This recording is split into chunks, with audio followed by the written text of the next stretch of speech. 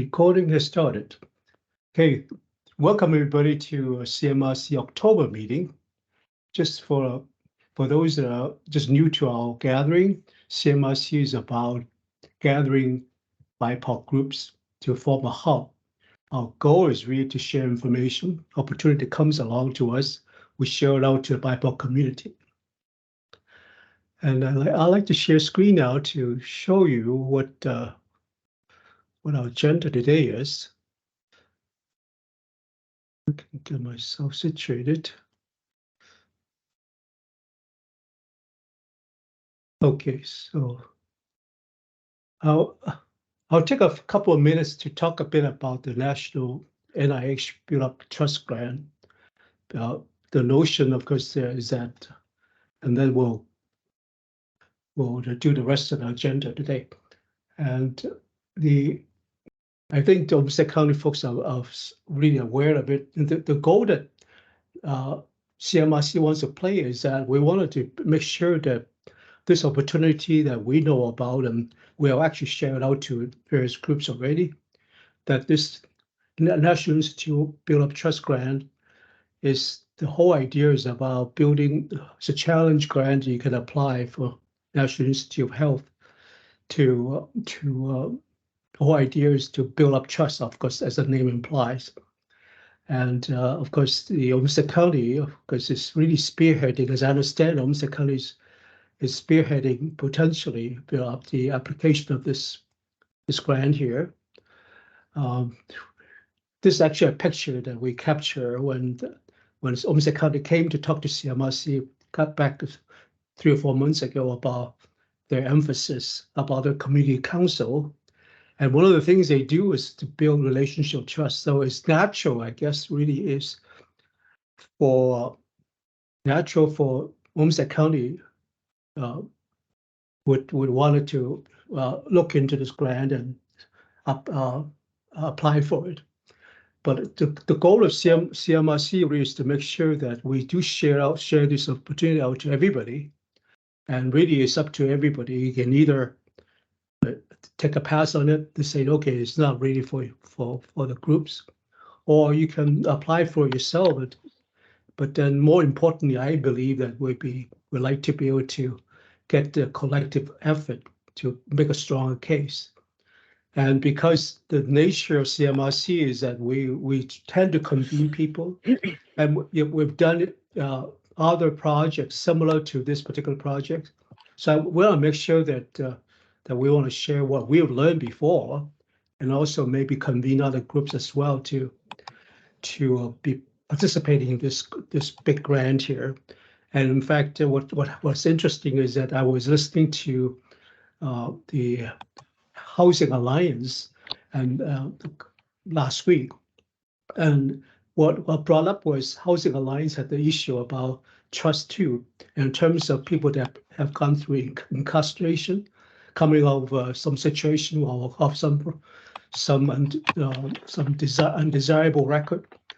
Landlord does not want to rent to those people. So there's a trust in that respect too, of how do we establish trust between people that have housing capacity with people that are in need. So there's a larger issue that maybe we can bring everyone together. Okay, that is my spiel on the Build Up Trust Grant, and I will now let the city to talk about the sales tax, and I'll stop sharing.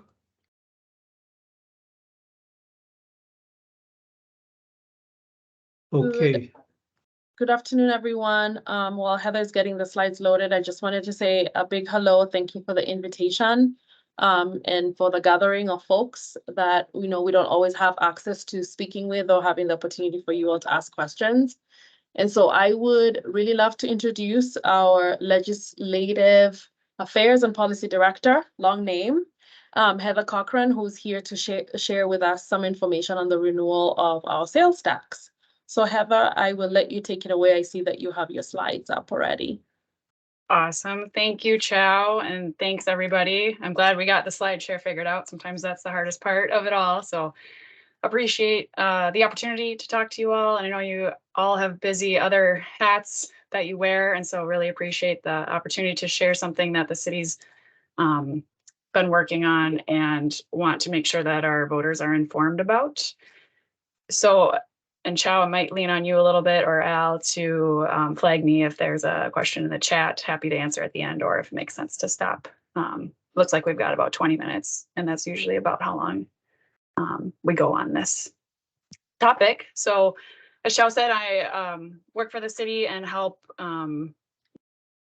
tell our story basically at the state capitol and with our federal partners in terms of potentially getting grants or other funding or legislation passed that the city is interested in pursuing and that the city council has given their direction toward. And so one of those efforts this past year related to the sales tax, and that's why you're hearing from me in this presentation, but Chow and others in the city are all well-versed on it and can answer questions too. So we're kind of branding this effort Renew Rochester. I'm sure folks might have heard about it a little bit already. There's been some coverage in the newspaper and news media a little bit, but just to jump right into it, basically what it is a way to fund 4 projects that would benefit the city and the region. And the 4 projects are listed there. You'll hear me say these a couple times just because it's hard to remember 4 things sometimes. So the first project that is titled Economic Vitality Fund. And this relates to something that I think Al just mentioned with the work of the Housing Coalition. So this would go towards housing and also workforce development projects. I'll dive into each of these. Each have their own slide coming up here, but just to give you kind of the overview. The second project deals with street reconstruction. Obviously, we want to avoid having potholes and a bad experience on our streets. And we have a lot of users, even beyond residents. So visitors use our local streets a lot, and finding a way to fund those is something that the city is really looking for a tool on. The third project is flood control and water quality. For those who might be familiar, Rochester had a history in the late 70s of unfortunately flooding. And since then, they invested in a really great flood control system. The city's grown a lot since that time, though, and we want to make sure that the system really is able to account for our what the city looks like these days. And then the fourth project is a regional sports and recreation complex. I've got more slides on this than the other ones, just because it's a little bit of a more interest generator to folks. So I'll leave you in anticipation for those in a couple of minutes. But if you add up all those and they each are allocated a certain amount of money, it totals up to $205 million that we would collect via the sales tax that we already have, but is used for different projects, and that current authority will expire next year. And so it's basically our turn to think about resetting what that collection money would go towards. And we're proposing that it goes toward these 4 projects. We'd have up to 24 years to collect this amount of funding from the legislature. Our estimates actually probably land it closer to only needing 17 years or so to collect, but again, can't predict recessions and how sales tax collection rates might change. So gave ourselves some balance there. And I'll probably say this a couple times too, but our website on this has a ton more information, and you can drill down into really good detail about each of these too. So highly encourage you to check out that renewrochester.org. These next 2 slides, I don't expect folks to read them, so don't be too overwhelmed, hopefully. But it is a list of all the projects that we funded using this tool. So again, thinking about how we fund city services that the public uses, relies on property taxes, some funding from the state, but then also since the 80s, we've relied on a sales tax collection of either a percent or lately it's been a 0.5%. And that's what this one would be, this request to voters right now. You can see in here, we list projects like the library, fire stations, programs and projects at our CTC, water quality improvements, part of the Civic Center, the flood control system that I mentioned being built back in '83 was originally funded with this tool. Here's a more recent list, some transportation related things, 125 Live, the Rec Center. It's kind of actually hard to drive around town and not see something that probably was funded in part by the sales tax. So just kind of a demonstration that this is an existing tool. The purposes would just be the new 4 projects. So here's kind of our favorite slide again, shows the 4 projects and what we're asking voters to consider voting on. And again, the city's role in this is just to provide information. We don't take a position. We're just trying to make sure people are informed about what is on the ballot before them. And then this slide has a little bit more context if you're curious, kind of how much do we collect right now with the 0.5%. latest estimates are close to $15 million annually. So it's a really unique source of funding that, again, anybody who buys something that's taxed in the city, toothpaste is usually my favorite example, or, you know, toys or something like that. The really small amount of that goes toward funding projects like this. This one's a little bit of a look back in history, just briefly to show again that first we had to work at the Capitol. And we had really great bipartisan support from our legislative delegation on this effort, and to sort of get the first gate lifted there so that we could even go to voters eventually to ask this question. But how sales taxes work in Minnesota is that you have to first have the legislature approve them. And there was about 30 other cities and counties that were trying to have the authority at the legislative level that we were asking for. And so we were part of that group this last session. And then the city council takes another look at it. Obviously, they had, you know, told us to go forward and ask for this at the Capitol, but then it's another check back with them to get the question formatted for what it will look like on the ballot. And then kind of here we are now at that last box, looking at the November vote for folks. And just a reminder, so you kind of saw in that chart, we've renewed it 4 times as a city. It usually expires about every 10 to 12 years. And so we're kind of at that point. The last time it was renewed was 2012. And it'll be a single question on the ballot. And we even put it right here so you can take a look and see. And again, hopefully not too intimidating, but it is pretty wordy because we had to have it, you know, match the legal language that the legislature approved. So describes the percent, 0.5, describes the total number of maximum years we could collect it for, 24, talks about the total amount that could be collected, 205 million.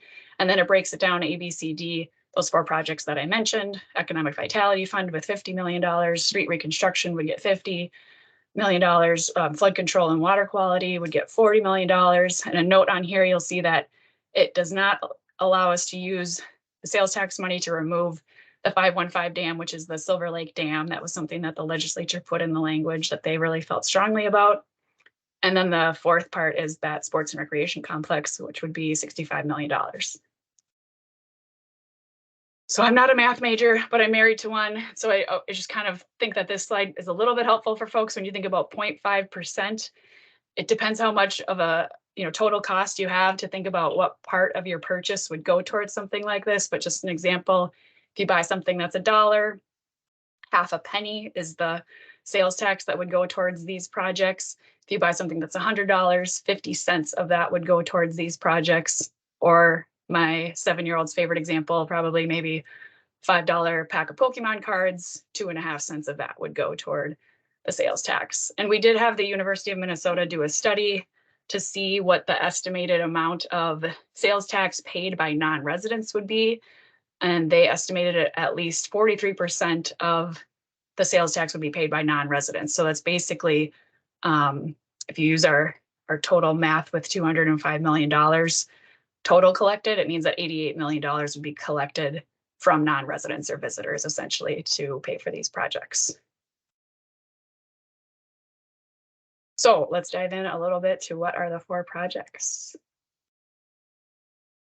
First one I mentioned, Economic Vitality Fund. Again, this is really focused on housing and workforce needs of the community. I don't think I have to tell this group about those challenges and conversations, but this one relates a lot to the work that the city is trying to do in these areas with partnership with other groups. The total allocation from the sales tax for this effort would be $50 million.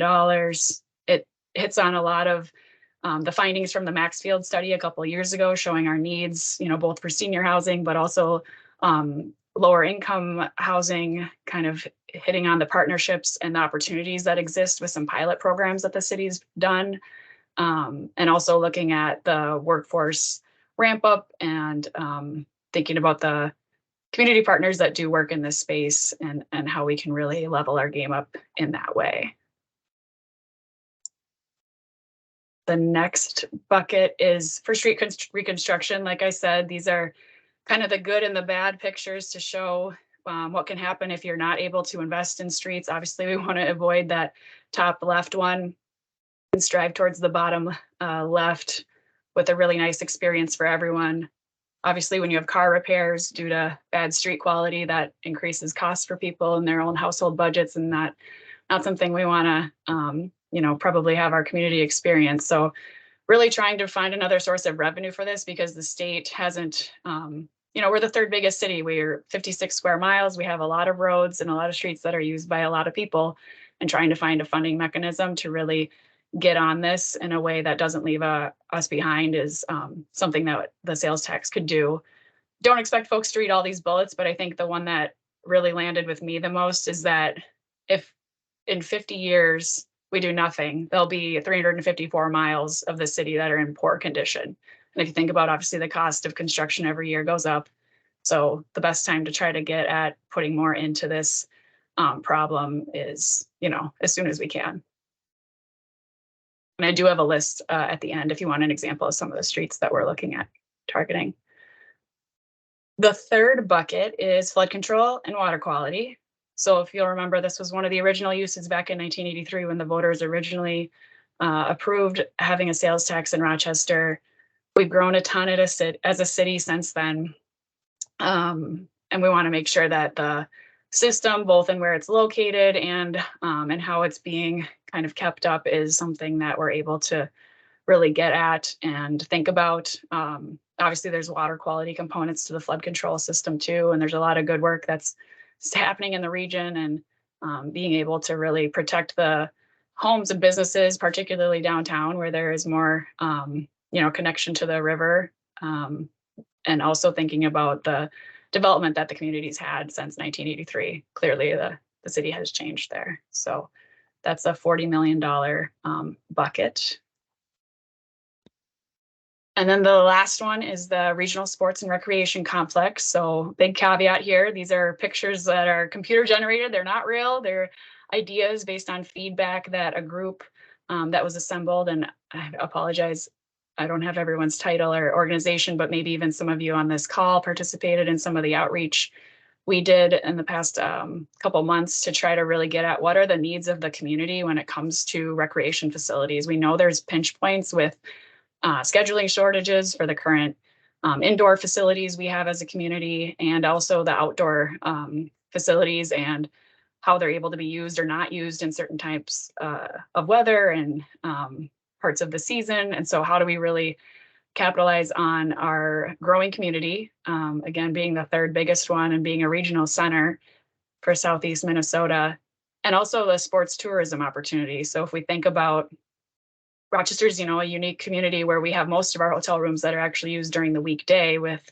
visitors to our Mayo Clinic. But then the weekends are a really great opportunity to fill those hotel rooms with potential sports tourism. And we're seeing a lot of opportunity to kind of get on the circuit, if you will, about some tournaments that can be done in certain size complexes. And we had a consultant work with us to really make sure that we're right sizing what this would be so that we can have both community use, presumably during the weekend or weekdays, and when it's not being used by, fee producing tournaments, and also be that tournament venue that's highly sought after. And there's a couple models in Iowa and other places that helped inform this image. So it's got indoor, it would have indoor and outdoor facilities. It would have an indoor children's play area, which is also something we hear the community ask for a fair amount. This is not, these little boxes are not actually, what a rectangle large facility would necessarily have in their location, but it just shows the types of things that would be located. So you see like 8 full basketball courts, which is also 16 volleyball courts or 24 pickleball courts, or however you want to divide it up depending on the sport you're going to play. Thinking about that children's play area and other spaces that are kind of sought after, especially by the sports tourism arena, with team workout area, and thinking about how do we have flex spaces, prayer rooms, mothers' rooms, cafes and concessions, those kind of things. So that's the indoor. And then just a quick look at the outdoor to give you an idea. So this would have 12 turf fields, which can be used for anything you use turf for. So soccer, lacrosse, football, ultimate frisbee. There's probably a ton more of sports, maybe cricket or something, but those are the vision that group sort of put together, thinking about the scope of the proposed budget for something like this, and then the needs of the community and what's not being currently met in other ways by our park and rec system. So we do not have a site selected. That's usually one of the first questions. Where's it going to be? We're waiting until we have the funding. And so this is the sales tax question, and results from that vote will really impact kind of any next steps related to this. But we do have some criteria that, again, some professionals in this sports arena have looked at and have in mind. So we have like a total property size we know we would need for something like this. We want it to be close to existing infrastructure, and there's also some opportunities usually when these facilities go in locations, then they can result in further economic, private companies that want to build a restaurant nearby or a hotel or something else that kind of couples with the sports tourism use. And we also did a study to kind of think about like, how would we operate this? So sales tax money can be used for building capital projects, so the physical stuff, but you can't use sales tax for the ongoing operating costs.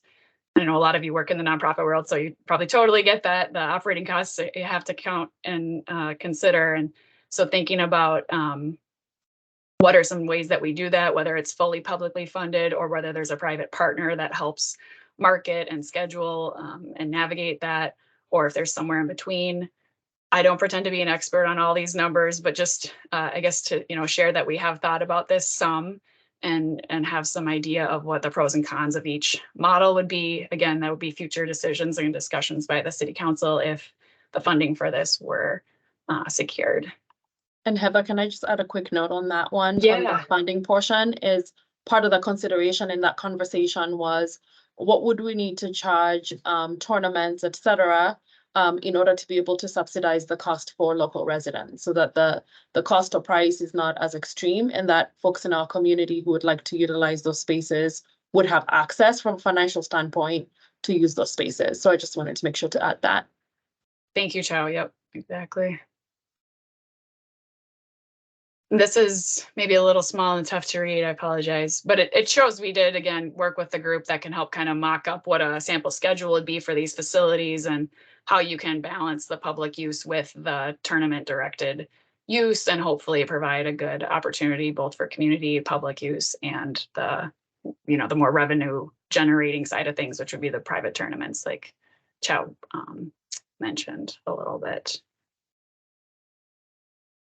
So maybe I went really fast, I apologize, but we're kind of toward the end here with the final information from our friends that run the elections at the county. Just want to make sure folks know that we're actually kind of more in this, we're doing you can vote in person at the government center or the county building over by our CTC on Campus Drive right now. Starting on Halloween, next Tuesday, you'll be able to vote in person at the government center and out of the county building, and you can drop your ballot directly in there. Obviously, you can vote absentee if you request a ballot to be mailed to you and then you drop it off at a county building, or election day is November 7th and you can vote at your regular polling place. And we've got all that information on our website and out on our social media channels. Speaking of social media channels, we also have a couple of videos, and these are on the city's Twitter and Facebook and YouTube channels, and they're also on that website I said is kind of the master of information here, so renewrochester.org, in multiple languages, English, Spanish, and Somali, and appreciate the ability to kind of share that information more widely. But I think that's most of it, and if there's any questions, happy to dive in.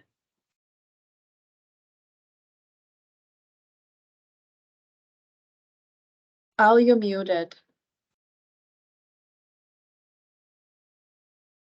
Thank you for that. We have about a couple of minutes for Q&A if anybody has. Heather. Mark raises. Oh, okay, Mark.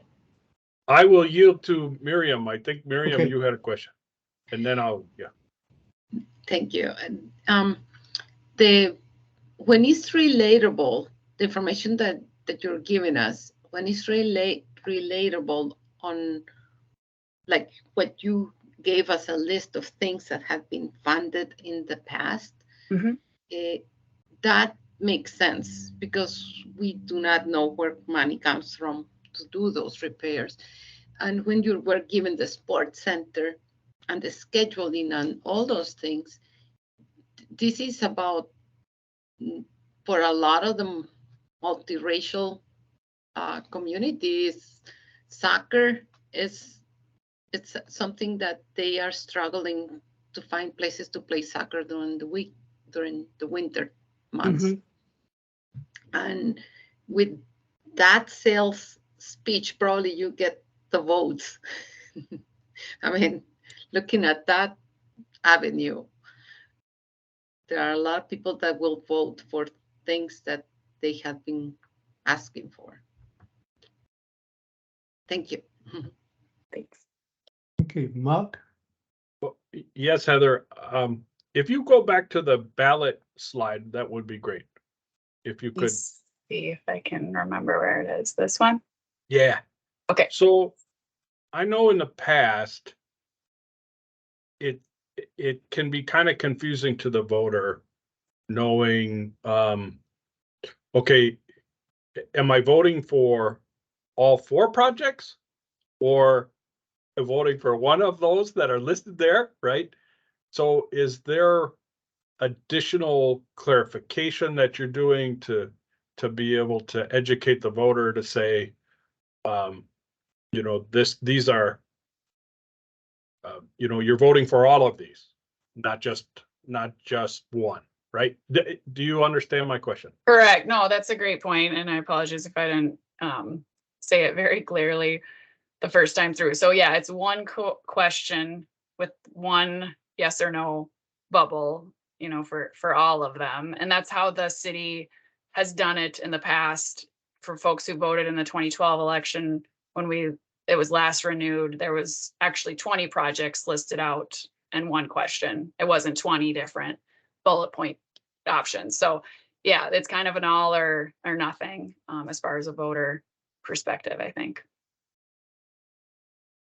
Does that answer or get at the point you were trying to make? Yep. Ayo, do you have a question? Okay, maybe not. No, I mean, it's, actually, I just want to suggest that I don't know whether you guys actually attend sports events like soccer, because there was one soccer that we play, and just to kind of, because people are really looking for those things. And if we can get people to really see the value, I mean, people will jump at it.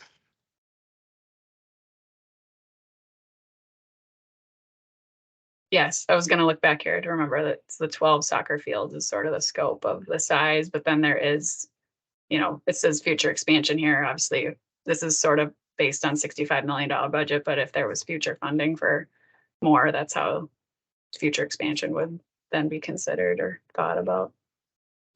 And Heather, if you go back one slide from this one on the indoor, I wanted to note that there's that flex community space as well.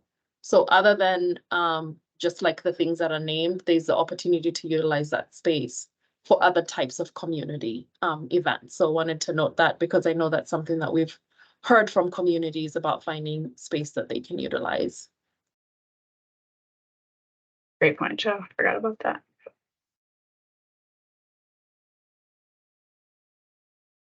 Okay. Yeah, and I would say, yeah. Oh, Sorry. yeah, okay. I think we're gonna move on if you don't mind. Thank you so again much for your, the time. You're welcome to stay on our meeting if you like. Yeah. Okay, RCTC, Jeannie. Yeah, you're up next.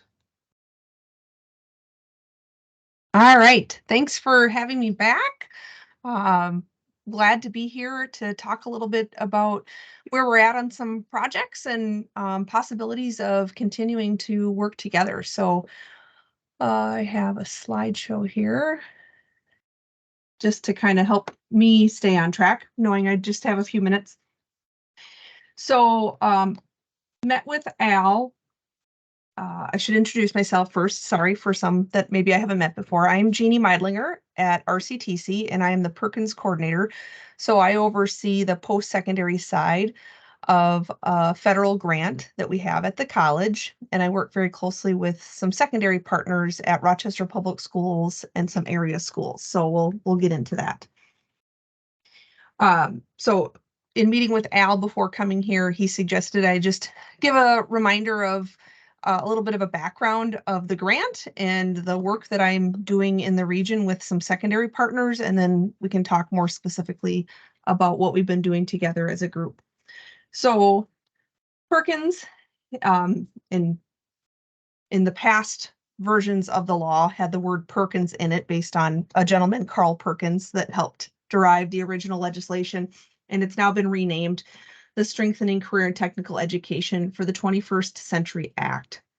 And so really the purpose is to, at an earlier age, expose more students to the career and technical education, career opportunities, have robust programming available to them to have exposure through courses in the high school and then courses at the college, with the intention to get them out working in the workforce with industry standard skills and training.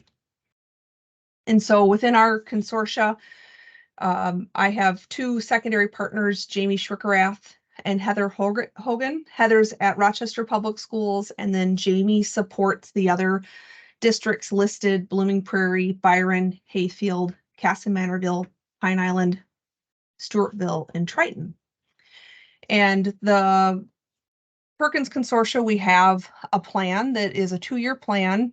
And in this 2-year plan that we're currently in year 2 of, the initiatives that were decided through an assessment process 2 years ago was to, number 1, focus on equity and access.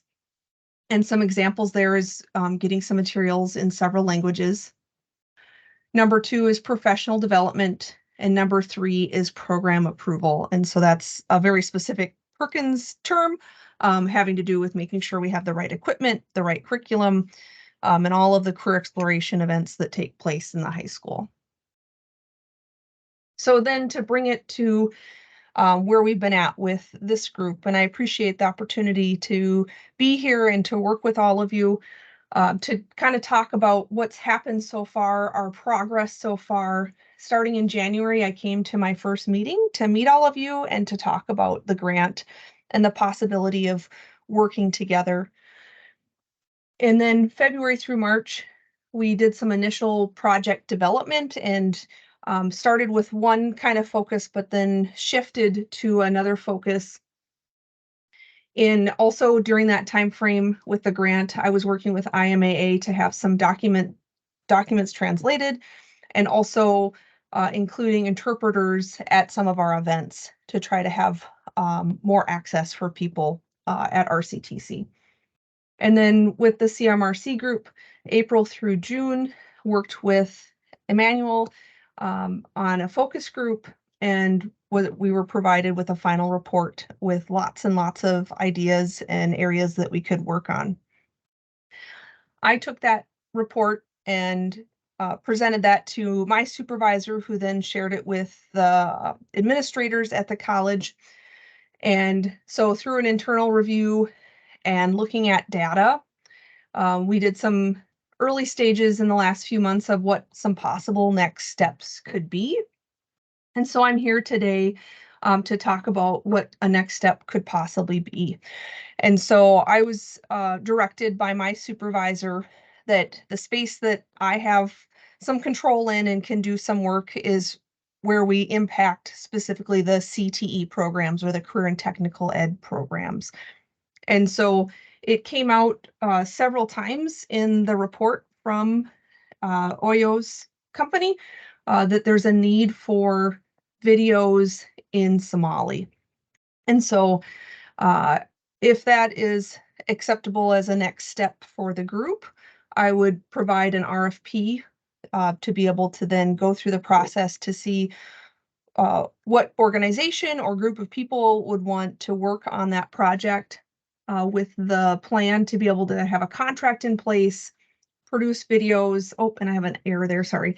And then be able to share those through social media. The grant is on a 12-month funding process. So we have until June of 2024 to be able to complete any current projects that we'll be working on, always with an opportunity for new funding that would be coming next July. So as I was talking with Al before coming here today, really wanted to stress that I'm one person with only a certain scope of space that I really have an opportunity for influence and to do some work in, and hoping that this would be a long-term partnership to do additional things. And so really just seeing this as a pilot. So I can pause there and see if there are any questions. Gina, I may add that when you and I talk, that I'm cognizant of the report that we generate from CMRC has a wider scope, right? Has a Yes. more like we need to involve the whole ecosystem of the whole community. And what you're finding, which is, that your scope is narrower, can only be focused on what you are accountable for. So that would be the way you're going forward, even though the need is a wider need, and CMRC would look for other opportunity to really build a stronger social fabric. Yes. And as someone who worked in student affairs for 11 years of my career before moving into grant work, I hear you, I see you, and wish I had capacity and the opportunity to do some of changes where there were some strong things coming through in the report. But yeah, like Al said, I've been requested by my supervisor to stay within my scope. Anybody else has any comments or questions for Jeannie?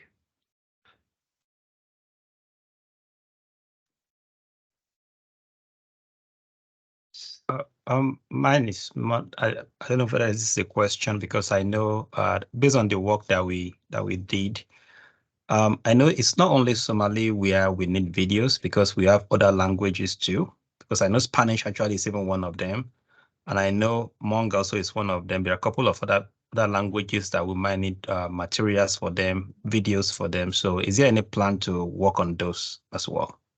Yes, I would hope. Like I said, being one person, I needed to be realistic because I recognized that when I came into this group last January, I had a much wider hope for some work, but in reality, with the other projects that I have on my plate, I need to be realistic. And so my hope is that we would pilot with Somali and then be able to, then we would have the structure there and the scripts ready to then be able to build out in other languages that are needed. Thank you.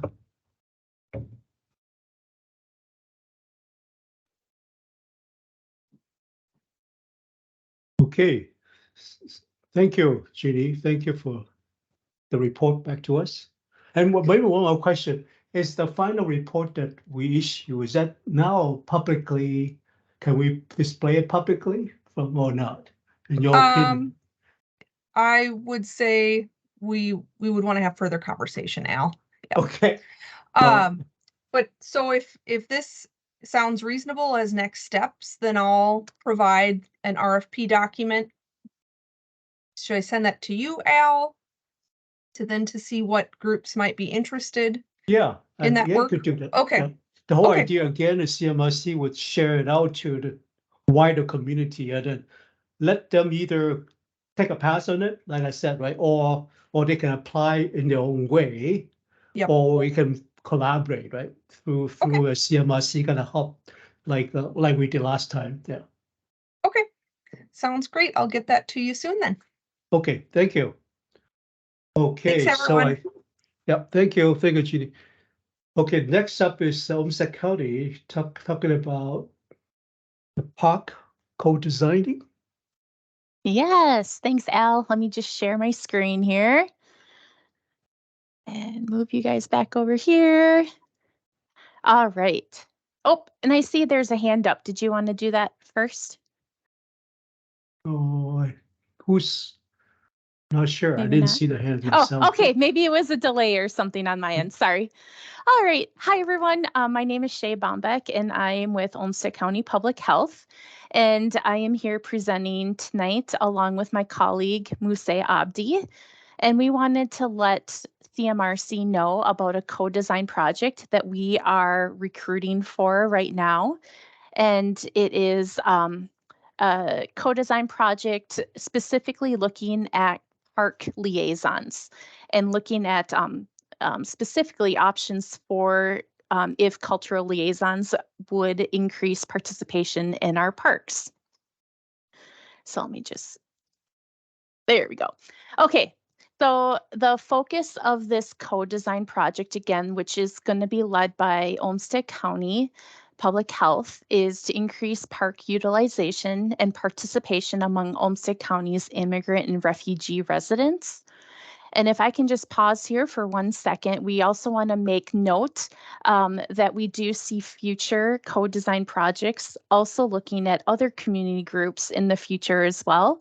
But we wanted to make sure that we stayed within scope, understanding that the strategies and implementations that might be coming out of this co-design project could be very different from those other community groups. So this is our first of what I would say are going to be multiple co-design projects related to this topic. And then the other focus bullet point here talks about the need that we want to be able to create culturally responsive, welcoming, and safe parks for all. Just a little background about the co-design project. We do also know that there is a current gap, and that current gap is showing that there is a lack of data on park utilization amongst our immigrant and refugee residents in Olmsted County. And I would even pause and say that we're seeing that this gap is not just specifically related to our community, but it is a gap of data that is statewide and also national as well. So we really want to take a deeper dive into this. But we do know from a report in 2018 that the National Recreation and Parks Association did launch Parks for Inclusion to promote equitable access to local parks. So there are some great points of literature and also data that we can pull from. However, if you notice too, in 2018, that was even previous to COVID. And so current new data is definitely needed. The local initiatives that we're also pulling from that we know have already had some help in terms of a co-design project is some of our City of Rochester projects that have been worked on. Noting both Discovery Park here and also Soldiers Field Memorial Park. So we have talked with the City of Rochester Parks Department. We've talked with our Olmsted County Parks Department, along with our Minnesota DNR community partners, and everyone is just super excited about this co-design project and also getting the final report on what we can do here, both for our local parks in our city and also our county parks. So our county parks being, for example, like Chester Woods and also Olmsted County's Oxbow Park. So there's also a DEI focus specifically looking within a project that's actually under SHIP, our statewide health improvement partnership grant. And that project is the Southeast Minnesota Park RX Coalition. And so that is a project that Muse is working on within the SHIP grant. And that coalition emphasizes the need to explore the option of a cultural liaison in our parks. So there's some connection here with both the Park RX initiative that's happening here locally, and also this idea and need to explore this option of, is it a cultural liaison in our parks? And if it is, what does that look like? Or what are things that we're not even thinking about currently that could also help us increase that participation and utilization that might branch off from the need of a cultural liaison? And then it's also noted here that the DNR focuses on DEI in their strategic plan in the parks as well. So again, just a lot of different connections and touch points for when this report is finalized or the work is done within this co-design project, that we have a lot of interested and eager partners to see how they can take that report and bring it into their strategic plans and within their coalition work. And then the last two bullets here talks about our mental health priority and just the statistics that we're seeing here in Olmsted County. So within our community health needs assessment, our last one being in 2019 here, we have seen mental health be included in every single one of our community health needs assessments. So that is one top health priority that has not changed for us since we have started doing the community health needs assessment. And then in 2021, 34% of our adults did report having a mental health issue. So this kind of the data here that is just showing that it's also connected within our Southeast Minnesota Park RX coalition group, noting that if we can get people more outdoors, it also can help decrease the mental health issues or concerns that we have in our community. So a little bit diving into what we are doing right now within the co-design. As I mentioned before, we are just in the recruitment phase right now. So we are hosting some meetings with individuals in our community who are interested in learning more. And what we are looking for are co-designers that can commit to 4 90-minute in-person, and I'll also add in-person and or virtual. So this is something that we'll talk about when we meet with the individuals who might be interested on what might work best for them. But there'll be 4 co-design sessions, each one be 90 minutes, and that will be with all the co-designers in one space. Then if you're unfamiliar with the co-design model, in between those sessions when all of us come back together, there's 3 research/design exploration periods. And so this is the time when we provide our co-designers the questions to go out into their networks and to interview, test ideas, and just really get some thoughts and theories surrounding those questions that we might have come up with. And then coming back to that space of a co-design design studio to share out those results. And then it just kind of reiterates after that. Then it's another session and questions are written. Those community co-designers go out, talk to their networks, and then bring it back into the space. So there's a series of 3. So from start to finish, we are looking at this commitment for the co-designers to be approximately 9 weeks. Right now, again, as I stated, we're in still the recruitment phase, but we are hoping as soon as we do hit the number of co-designers that we feel would make a good project team, which we are looking at about 6 to 9 different co-designers, that we would kick off and launch that first session.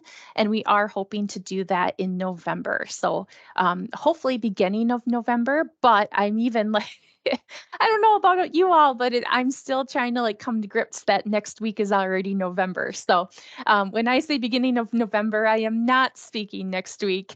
It would not be when we are ready to go. We're looking at about the 2nd to probably even the middle of November. And this just kind of goes into the design meetings again. This is, again, that design studio when all the co-designers come into that space. There'll be 4 of them. Again, those would be 90 minutes in length. And then again, we are wanting these to be available and accessible to everybody. So that's where those meetings have really come into play, when we're meeting with those people who might be interested in helping us with this project to see what would work out the best for them, a virtual, in-person, or a combination. So for when we have the time where the exploration period is that time when we allow those co-designers to go out to their networks. We're estimating that time would be around like a 5 to 6 hours in total length on doing those interviews and testing those ideas from those design meetings. And then in between the times that we meet, along with the co-designer going out and doing those interviews, we're also making sure that we're connecting with the co-designers on the project. And that is where that schedule of a 15-minute phone call comes into play. So that would be with either myself or we have contracted with Jess Roberts to help us with this project as well. So in total, with those 4 design studio times, and then also with the time spent with the co-designer going out to their networks, the total time commitment we're estimating to be right around 20 to 25 hours for the entire project. And that would include both those in-person or those design studio meetings and also that additional time in between. The compensation for this project, we are able to have at $45 per hour. And so looking at that 20 to 25 hour time frame, that totals just over $1,000. So we're looking at the compensation for the total project being at $1,125. The payment schedule for this would be that half would be provided to the co-designer at the beginning of the project, and then the additional would be provided to the co-designer at the conclusion. And then increased compensation for additional outreach and translation needs. So let me just go to this next slide here. And this will also talk about just some additional things that our internal team has really paid some really specific attention to. So we are looking for bilingual co-designers for the outreach. And this is also because we want to make sure that we are reaching the elders in the community, as well as those younger parents as well. And so translation might be needed to support that initiative. And so that is where we are looking at that. So bilingual co-designers for outreach, assisting with connecting to elders who arrived as adults to the United States, and then translation support if needed. And I think that is it. So I'm going to unshare my screen here so I can see all of you. And then the ask is pretty simple. Muse and I had a meeting with Al, and we just wanted some space and time on CMRC's agenda here for this month.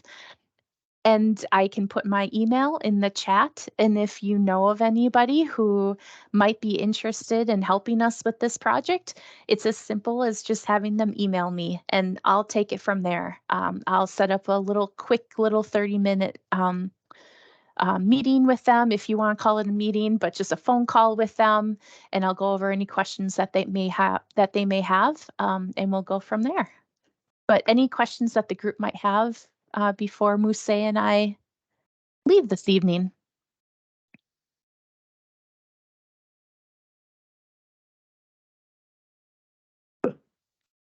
Maybe I will ask one question, as usual.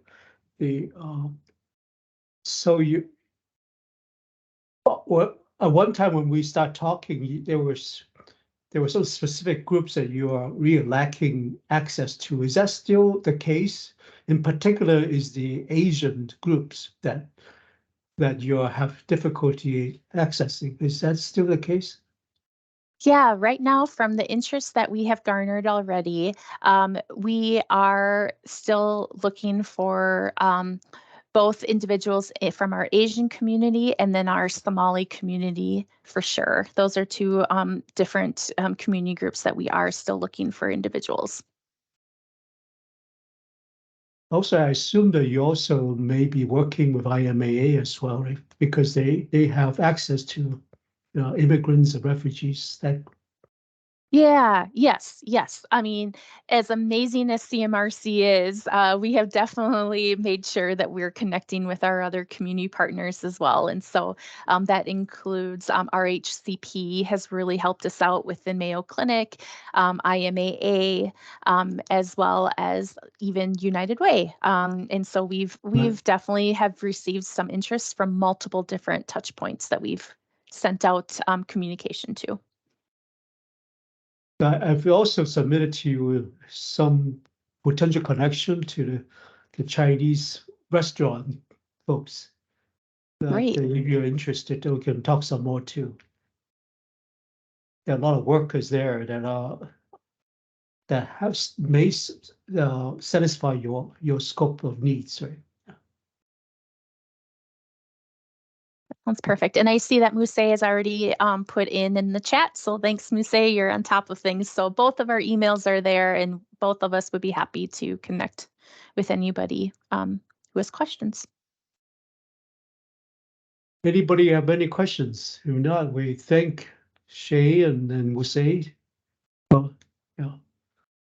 And then again, you're welcome to hear the next presenter. She arrived already to talk about Protect Minnesota. And is that Maggie? Maggie, yeah, hi. Thank you so Maggie. much for having me. Yeah. And so you want to share screen, or you want me to drive? Yeah, Or how I do do have a PowerPoint. Let me see. Sorry, I'm not super familiar with Teams. Let me see if I can bring up my screen here. Or else I can navigate too. I do have your PDF file too, if you have any difficulty. Can you all see that? Not yet. Okay. I think it's thinking. There you go. You got it. Yep. You guys can see it? Yep, we have it. Okay, great. Perfect. Well, thank you so much for having me. I'll just jump right in because I don't have a ton of time this evening.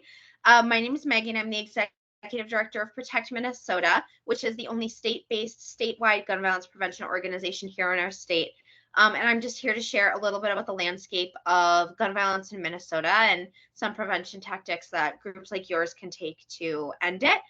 I also just want to note that I lived in Rochester for a couple of years, just moved away in 2018. So I'm super excited to be talking to your group and definitely have some connections in Olmsted County. Great. Well, let's dive in. Sorry, I'm just having some technical issues here. Let me just switch to slide number 2 here. Can you guys see that? Slide 2? Okay, perfect. So a little bit about Protect Minnesota. Our mission is to prevent gun violence in Minnesota through research, legislation, education, and community investment. Our focus is on implementing evidence-based strategies to end gun violence in our state. And as I said, we're the only state-based, statewide gun violence prevention group in Minnesota. We're structured with a 501c3 to do our research and education activities. We have a 501c4 that engages in direct advocacy at the Minnesota State Legislature. And then we also have a political action fund that helps us elect the gun violence prevention candidates. Okay, so let's talk a little bit about gun deaths in Minnesota. The most recent year that we have data from is 2021, so all of my data is going to focus on that year, although I will say we just got a preliminary analysis from 2022, and gun deaths in Minnesota are not down last year. There were only 2 fewer gun deaths in 2022 than there were in 2021 in Minnesota. So we're really not seeing a reduction in gun violence within the past 24 months here. So a lot of what we're going to talk about in 2021 is going to hold very true in 2022 as well. So I would encourage you to think of this as up-to-date data. So there were 572 firearm deaths in Minnesota in 2021, which is a 13% increase over 2020 and a 30% increase over 2019. Again, gun violence has held consistent in 2022. So we're not seeing more people die from gun violence, which is a really good thing, but we're also not seeing these kind of historically high numbers decrease at all in our state, which is the scary thing. Of those, there's kind of 3 main groups, like 3 main, ways that gun violence presents in Minnesota, and that is firearm suicide, firearm homicide, and unintentional or accidental shootings, which maybe you've seen in the news recently, some really unfortunate circumstances where kiddos found a firearm that was unsecured in the home and ended up shooting themselves or others. So let's talk about suicides first, because firearm suicides are far and away the most prominent way that people in Minnesota die by gun. Firearm suicides happen more than any other type of gun violence. In 2021, they were about 68% of total gun deaths. Averaged out over the last decade, they're actually closer to 80% of total gun deaths. So when we talk about gun violence in our state, we're talking very frequently about firearm suicide. This kind of gun violence has a disproportionate impact on older, white, rural men. So if you look at, you know, who composed those firearm suicides in 2021, 91% of the people who died by firearm suicide were male, 72% of them lived in greater Minnesota, and almost 60% of them were over the age of 40. So, you know, when we talk about firearm suicide, and it's never good to generalize, but we are talking mostly about a population of older white men living in greater Minnesota. Here is the map of the counties where the firearm suicide is most common per capita. We're looking far and away, the county with the most firearm suicide per capita is actually Red Lake County. So we need to point out that this is a really significant issue in American Indian and Indigenous communities as well, because their population size is small relative to the total population of Minnesota. Those statistics don't show up as a generalization in what I'm talking about tonight, but we really can't talk about firearm suicide as an issue without talking about the fact that it displays most prominently in American Indian and Indigenous communities. Aiken County has 32 gun suicides per 100,000, and then Chippewa County has 34 suicides per 100,000. So far and away, we're looking at really rural counties, really small population size, really isolated, without much access to things like hospitals, mental health care, etc. So here are some strategies that we can talk about when we talk about ending firearm suicide, right? The Department of Agriculture has a suicide prevention plan because suicide is so prominent in farmers and farming communities. You know, one thing we know that the average age of a farmer in Minnesota is like above 70, right? So we're seeing a real crisis in farming communities and folks who feel like they don't have access to the resources to keep their farm going and keep the farming land maybe in the family. Community partnerships with organizations that are doing this work on the ground. Protect Minnesota has a toolkit that's designed to be used by faith communities, which are very often the sole gathering place left in some of our small rural towns. One thing that we talk a lot about when we talk about firearm suicide is the loneliness epidemic, which is really, really closely correlated to what we're seeing in terms of suicide. In our rural communities. The Gun Shop Project, which is a project Protect Minnesota is engaged in, where we partner with gun shops who distribute suicide prevention material at the point of purchase. So when someone comes in to buy a gun, no questions asked, they get those suicide prevention materials. If they don't need them, great. But if they do, they have them on hand. Changing the narrative around mental health care, right? And around saying that it's okay to seek help, it's okay to seek therapy, it's okay to reach out when you're feeling that you're in crisis, which is a real issue in our rural communities, right? My family is from Laverne, Minnesota, which is a small town on the bottom of the state near the Dakota border. And there is a real sense that, you know, if you're in crisis, you should tough it out. You shouldn't ask for help. You don't want to be a burden to someone else. So you should just grit your teeth and get through it. And I think that really harms folks who are actively needing help, especially as we're seeing an increase of impoverishment and loneliness in rural communities. Investing in mental health resources. So one interesting factoid is that we have less than one certified mental health practitioner per rural Minnesota county. So even if you are feeling the ability to reach out and say, I need help, I'm not doing well, I'm in crisis, very often there's just going to be no one able to receive that, able to get you the help that you need. So really investing in those resources and making sure that when folks are ready to ask for help, there's someone to help them. Safe and secure firearm storage. This is a huge thing. You're going to hear me talk about this a lot. The number one thing that we can do to prevent a suicide is put time and space in between a person in suicidal crisis and the trigger of a firearm. So that means putting your firearm in a locked biometric safe. That means putting a trigger lock on your firearm. That means storing your ammunition separately. That gives a person who's in that crisis the time to think about if this is something that they really want to follow through with. What we know is that those who do survive suicide, in almost 90% of cases, do not go on to reattempt suicide. It's very often a split-second decision brought on by a bad day, a bad experience, a momentary crisis, and very often, if we can steer someone through that crisis, they will not go on to attempt suicide again.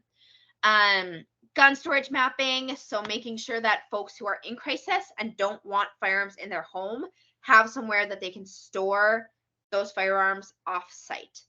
And building strong relationship networks, again, loneliness is such a correlate to so much of the firearm activity that we're going to talk about, but particularly suicide, making sure that folks really have deep relationships with family and friends that they can turn to when something's wrong, so that they don't feel kind of that existential loneliness that we're seeing really leading to a lot of these suicides.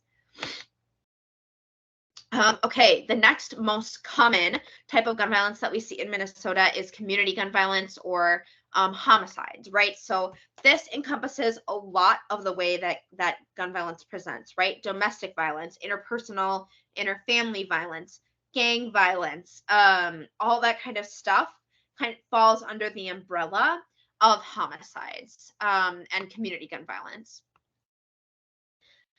This type of violence disproportionately impacts young Black men. In 2021, 31% of gun deaths in our state were homicides. Of those, again, 81% were male. So we're really looking at a crisis that primarily impacts men, which isn't to say that women don't die of gun violence too, but the vast majority of folks in our state who die from guns are men. Of those, 98% of those who died by gun violence were Black. That's 56% of the population. Black folks only represent 13% of the Minnesota population writ large. So when we talk about the fact that 56% of those who die by gun violence in our state are Black, we're really, really seeing a disproportionate impact on who's dying, ratioed to how they're represented in our overall population. And then inverse of firearm suicide, this is very largely a problem that impacts young people. 75% of those who died by firearm homicide last year were under the age of 40. So we're kind of looking at, interestingly, we're looking at two dichotomies in the way that firearm suicide or firearm deaths present in our state. The majority of deaths are firearm homicide, which generally, not always, but generally present in older white rural men. When we talk about firearm homicides, we're talking about an issue that impacts generally, not always, but generally, younger Black urban men, right? So I think an interesting thing about that dichotomy is that we really only hear narratives about one half of that dichotomy, right? We don't hear in the news about firearm suicides. We don't hear about the huge impact that gun violence is having on our rural communities. I bet when you think gun violence, you probably think that's a problem of the Twin Cities. That's a problem of Minneapolis, right? Because that's what our narratives tell us, but that's really not the truth about what's happening in our communities. So a few ways to think about what the causes of firearm homicide are, and why we're really looking at that disproportionate impact on Black folks and Black men, right? A lack of culturally specific programs, lack of access to healthcare or mental health care, unstable housing options, lack of viable employment opportunities, limited transportation, limited access to educational opportunities, untrustworthy policing in these communities, generational and historical trauma, and historical and structural racism and classism. And I run through all of those really fast. And then one example I want to use, and you'll see in the graphic here, is if you take the map of the redlining that happened in the Twin Cities and you lay it over the map of the neighborhoods that experience the highest rates of gun violence, they're almost the same map. And it's because we've leached resources and opportunities out of these neighborhoods on purpose. And it gives the folks who live there the feeling that there are no opportunities outside of the violence that they've seen all of their lives. So we're really looking at something structural here when we talk about the way that firearm homicide is presenting in Minneapolis and St. Paul in Minnesota. So what does it look like to end community gun violence? Street-based violent interruption. This is a huge one. This was a huge legislative priority for Protect Minnesota this year, and we were really excited to get it funded. Community violence intervention is when folks who live in and are from the community go out and patrol the streets. They go out and they go onto corners where there's high rates of violence. They go out on blocks and into apartment buildings where there's high rates of violence. And their job is just to interrupt it before it interrupt conflict before it turns into violence, before guns are drawn, sometimes after guns have been drawn, to keep folks from shooting at each other. These are trusted validators. Sometimes they're moms, sometimes they're folks who were in a gang, but they kind of were able to get away from that lifestyle, who can talk to younger folks about making a different choice, right? Very often they're literally standing in between two people in conflict before violence erupts. So these are really, really brave folks. We have a lot of them in Minneapolis and St. Paul. They're funded by the city, the county, and the state, but we don't hear about them a lot, right? So I think it's really important to talk about these as pillars of community safety for us. Hospital-based violence intervention. So when someone's been shot, you have a little window of time before that person goes out and wants to enact a revenge shooting, before there's a family or community revenge shooting, or before that person, you know, spirals into like a trauma crisis, right? There's a window of time where you can catch somebody and get them the resources that they need. So that's really what hospital-based intervention is. It's going into the hospital rooms, sitting by the hospital beds of folks who have been shot, and making sure that they have the resources to be able to process the trauma, to make sure that another shooting doesn't happen because of the shooting, to stop the cycle of violence before it reoccurs. Community organizations, again, community investment, after school programs, community gardens, and green spaces. This is one of my favorite factoids, is that if you put a community garden in a neighborhood, gun violence reduces on that block by something like 11%. Just having green and nature and a place for folks to gather in community without even actively engaging in violence prevention has a true impact on people's psyche and the violence that occurs in those spaces. Investing in mental health resources, again, you know, we see very similar patterns where there's just not access to the kind of mental health care that's needed in communities that have been really traumatized for a really long time. Safe and secure firearm storage, again, making sure that someone who is really angry and is thinking about committing a shooting has some time and space in between that crisis moment and the trigger of a gun. They have to get the gun out of the safe. They have to load it with bullets. They have to find the key and take that trigger lock off. That time and space really gives someone a chance to slow down and think about whether they are going to follow through on this act. City-based programming, and again, strong relationship networks. I'm lucky to know a lot of community violence interrupters very, very well.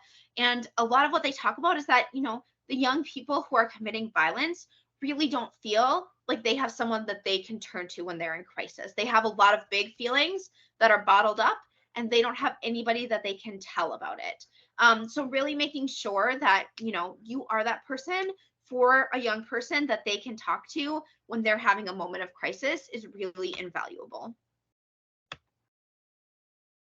Unintentional deaths, we mentioned this a little bit at the beginning. Oops, sorry. There we go. Often occur with children who play with a firearm that's left unattended. The only thing that I can say, I mean, if this is a tragedy, the best thing that you can do to avoid a shooting like this is, if you're a firearm owner, Keep your guns locked up, keep them in a biometric safe that only you can get to with your fingerprint so that your kids can't get the guns out of the safe. This is the number one thing that you can do to prevent an accidental shooting in your home. The other type of shooting that I talk about when I do these presentations, and it's because I get so many questions about it, are school shootings, right? Mass shootings in schools. And just a few facts about school shootings is that the majority of people who discharge a gun on school grounds go to the school, right? They're familiar with the school. And 80% of went to the school. And 80% of shootings, the weapon was obtained at home through a friend or a relative. Again, please keep your firearms locked up, even if you think you know your kids and their friends really, really well. In so many of these instances, that gun was obtained from a parent or an uncle or an aunt or a friend's parents. So just the safest thing that you can do is making sure that no one except yourself has access to your firearms.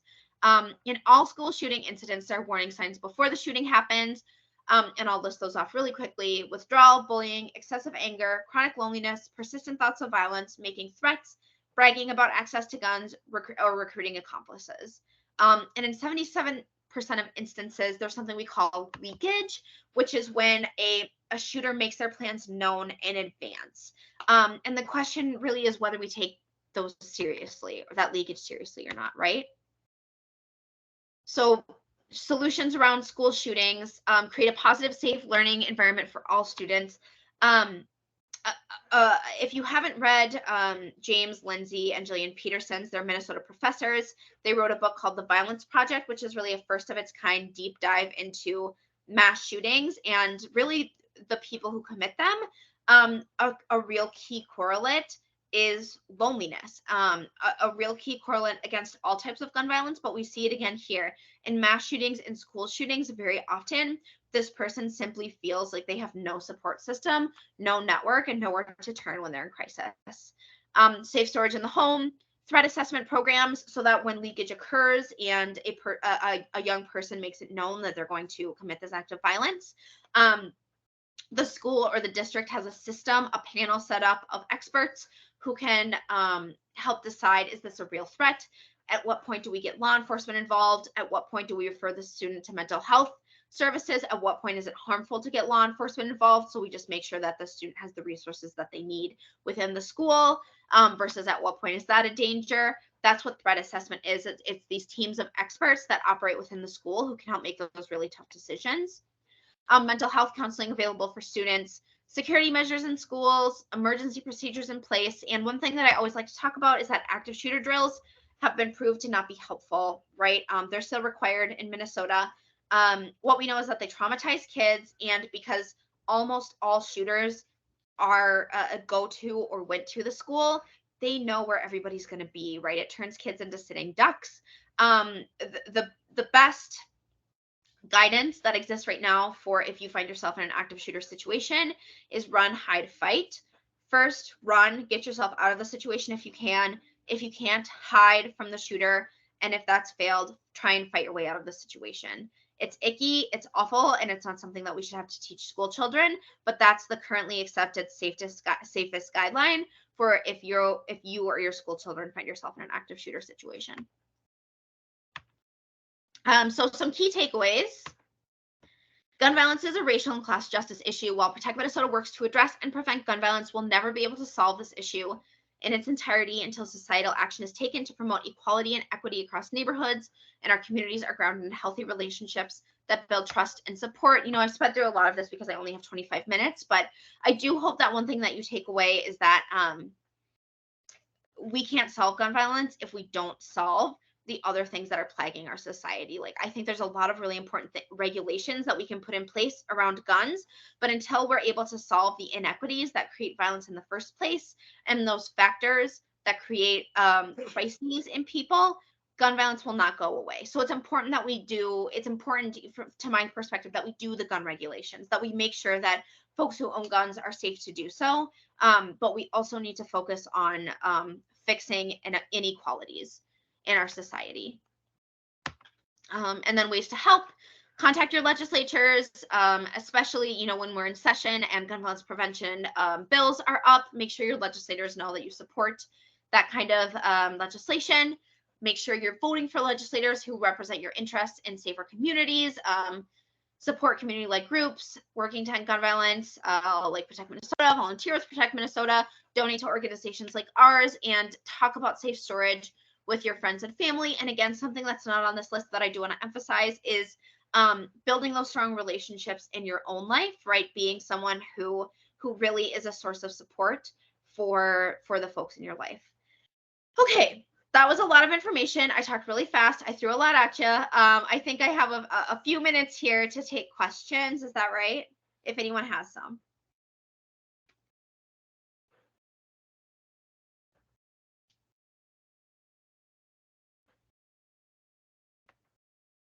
Anybody has any questions? Thank you for that, Maggie. I have a question. What role can the community, including law enforcement, mental health services? I'm board chair of recovery is happening here in Rochester. What role can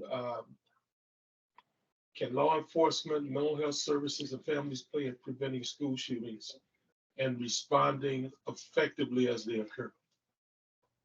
Yeah, so that's a good question. I would say like one thing that's really important is like a lack of escalation, right?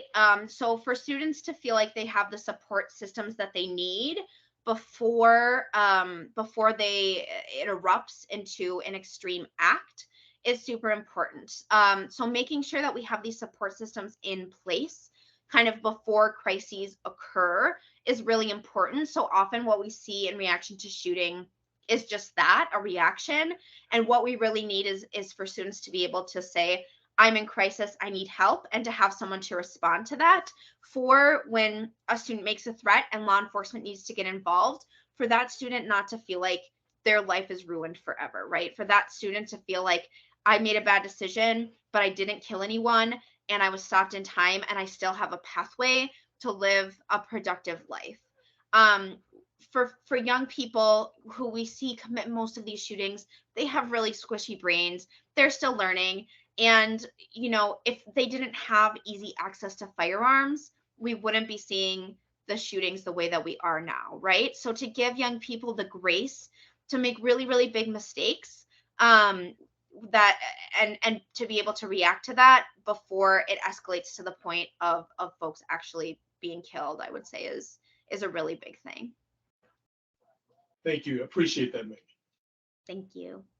George, you have a question? Magdalene, thank you very, very much for your sharing the information that you shared.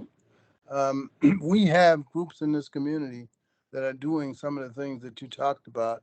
For example, there's a CERT group, and I know Al's very familiar with them, and I don't know how many other folks are, but Charlie's group as well, and there are a lot of folks that are doing things, but they don't have that central message that you put in your last slide, and it's a societal issue that's created a lot of problems, and we're not really going to work them out until we start to address some of those things and situations. So thank you very much for what you're doing, and I just feel very, very blessed that in our community, we have folks that are willing to sit with young people that are having issues. We had a session last Saturday where I guess they're critical emergency teams were sharing some things with some of our 6th, 7th, 8th, 9th graders and letting them know that there are some occupations out there. But at any rate, thank you for your message. And I guess the other thing is, I wish more people could hear it. And I'm not sure how we can do that. But thank you so much for what you shared. And I don't know if Stephanie's on today. She's not, but I'll make sure that she sees this See recording. this? Yeah. But again, thank you.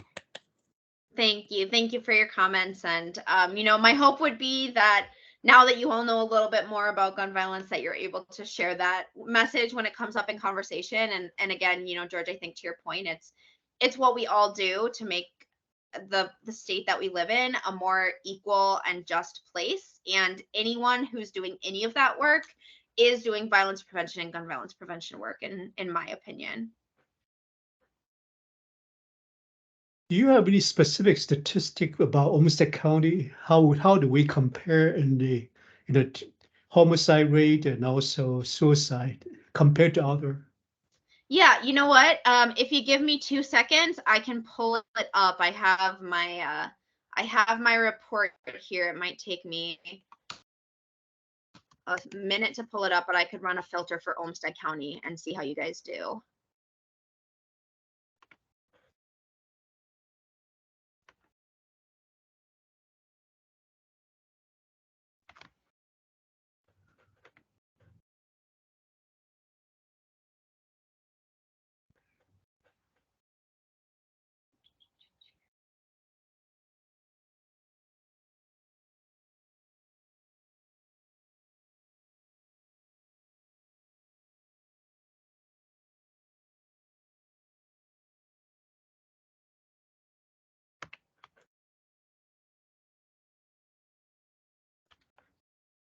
So is there a website that you're accessing? Is that what you're doing, Maggie? Or So yeah, we have our gun death data available on our website, protectmn.org. I'm just pulling up the raw data right now.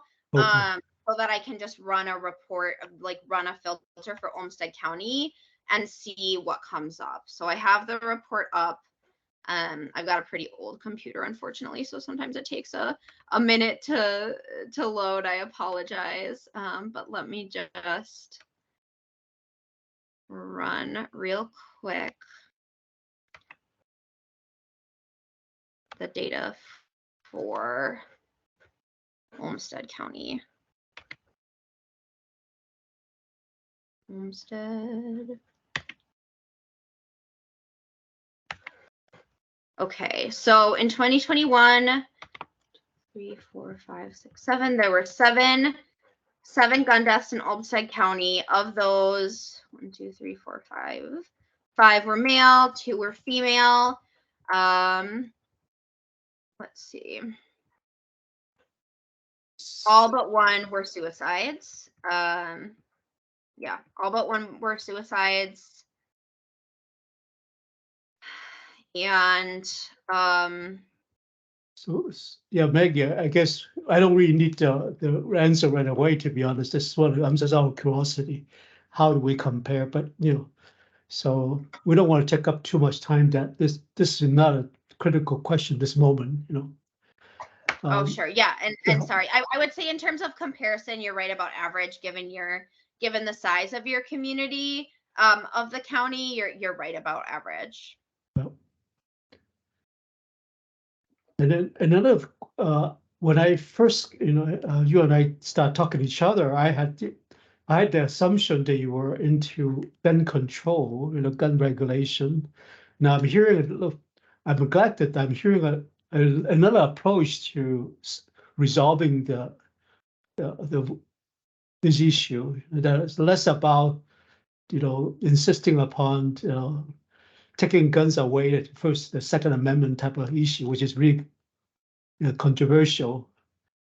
But what is your stance in terms of this, getting guns out of the hands of people? Do you guys, does your organization address that as well?